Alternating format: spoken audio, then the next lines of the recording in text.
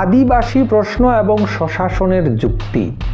আদিবাসী সমাজের একটা বড় অংশ মনে করছিল শুধু রাজ্য হলেই সব সমস্যার সমাধান হবে না। তাদের দাবি ছিল, প্রশ্ন হচ্ছে কি কি দাবি ছিল?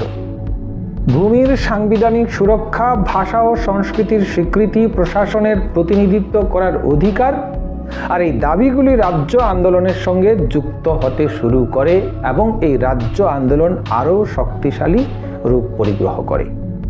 আর এখান থেকেই ভবিষ্যতের স্বশাসন কাঠামোর চিন্তা জন্ম নেয়।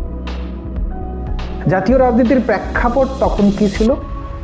1960-এর দশকের শেষ দিকে ভারতের জাতীয় রাজনীতিতেও কিছু পরিবর্তন এসেছিল। নতুন রাজ্য গঠনের নজির তৈরি হচ্ছিল। উত্তর পূর্ব ভারতের প্রশাসনিক পুনর্বিন্যাস নিয়ে আলোচনা চলছিল। এতদিনে দিল্লি এই রাজ্যগুলির সুর শুনতে শুরু করেছিল।